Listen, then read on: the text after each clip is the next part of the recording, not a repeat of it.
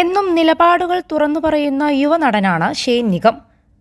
നിലപാടുകൾ തുറന്നു പറയുന്നതിനാൽ സംഘപരിവാർ അടക്കമുള്ള സൈബർ പ്രൊഫൈലുകളിൽ നിന്നും വൻതോതിൽ സൈബർ ആക്രമണവും ഷെയ്ൻ നേരിട്ടിരുന്നു.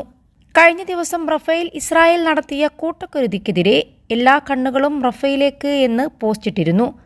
അത്തരം പോസ്റ്റുകളിട്ടവർക്കെതിരെ സംഘപരിവാർ സൈബർ പ്രൊഫൈലുകളിൽ നിന്ന് സൈബർ ആക്രമണം വ്യാപകമായിരുന്നു.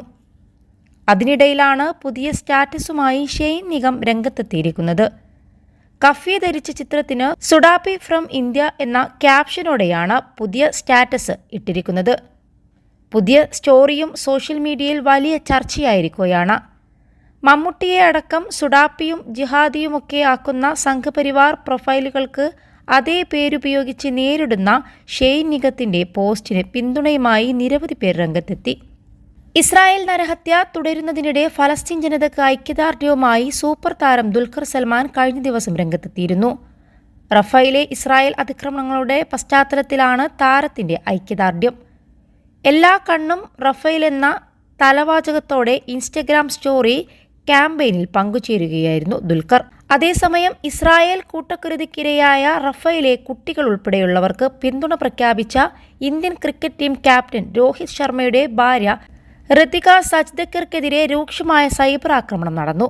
കഴിഞ്ഞ ദിവസം സോഷ്യൽ മീഡിയയിൽ വൈറലായ എല്ലാ കണ്ണും റഫേലിലേക്ക് എന്ന പോസ്റ്റർ ഇൻസ്റ്റഗ്രാം സ്റ്റോറിയാക്കിയതിന് പിന്നാലെയാണ് സംഘപരിവാർ പ്രൊഫൈലുകൾ വിദ്വേഷ പ്രചാരണമടക്കമുള്ള സൈബർ ആക്രമണവുമായി രംഗത്തെത്തിയത്. വലിയ തോതിലുള്ള സൈബർ ആക്രമണത്തിന് പിന്നാലെ ഋതിക പോസ്റ്റ് ഡിലീറ്റ് ചെയ്തു. എപ്പോഴെങ്കിലും കാശ്മീരി പണ്ഡിറ്റുകളെക്കുറിച്ച് അവർ സംസാരിച്ചിട്ടുണ്ടോ? പാകിസ്ഥാനിലും ബംഗ്ലാദേശിലും പീഡിപ്പിക്കപ്പെടുന്ന ഹിന്ദുക്കൾക്ക് വേണ്ടി ശബ്ദമുയർത്തിയിട്ടുണ്ടോ? സെലക്റ്റീവ് ആക്ടിവിസമാണ് ഋതികയുടേതെന്നാരോപിച്ച് നിരവധി പോസ്റ്റുകൾ എക്സിൽ സംഘപരിവാർ പ്രൊഫൈലുകൾ പ്രചരിപ്പിച്ചിരുന്നു. വിരാട് കോഹ്ലി സ്ഥിരമായി ക്ഷേത്രം സന്ദർശിക്കാറുണ്ട്.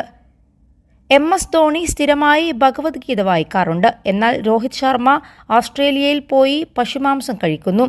ഇപ്പോൾ അദ്ദേഹത്തിന്റെ ഭാര്യ ഫലസ്തീന് പിന്തുണ പ്രഖ്യാപിക്കുന്നു തുടങ്ങിയ കമന്റുകളും ഋതികയുടെ സ്റ്റോറിയുടെ സ്ക്രീൻഷോട്ടിനൊപ്പം പ്രചരിക്കുന്നുണ്ട്. അതേസമയം റഫേലിലെ ടെന്റുകളിൽ ഇസ്രായേൽ സൈന്യം നടത്തിയ ക്രൂരതയ്ക്കെതിരെ വലിയ പ്രതിഷേധ ക്യാമ്പയിനാണ് സോഷ്യൽ മീഡിയയിൽ നടക്കുന്നത്. ട്വിറ്ററിൽ ഇസ്രായേൽ സൈന്യം കൊന്നുകളഞ്ഞ കുഞ്ഞുങ്ങളെയും സ്ത്രീകളെയും ഹൃദയഭേദകമായ ചിത്രങ്ങളും വീഡിയോകളുമാണ് പ്രചരിക്കുന്നത്. ഓൾ ഐസ് ഓൺ റഫ എന്ന പോസ്റ്ററാണ് ഇൻസ്റ്റഗ്രാമിൽ ട്രെൻഡിംഗ് ആയിരിക്കുന്നത്. രാഷ്ട്രീയക്കാരും സിനിമ, ഫുട്ബോൾ താരങ്ങളും യുവാക്കളും വിദ്യാർത്ഥികളും അടക്കം മിക്കവരും സ്റ്റോറിയാക്കി ഫലസ്തീനോട് ഐക്യദാർഢ്യം പ്രഖ്യാപിച്ചിരിക്കുകയാണ്. ട്വിറ്ററിൽ പ്രചരിക്കുന്ന വീഡിയോകളും ഇസ്രായേലിന്റെ ക്രൂരത വെളിപ്പെടുത്തുന്നതാണ്.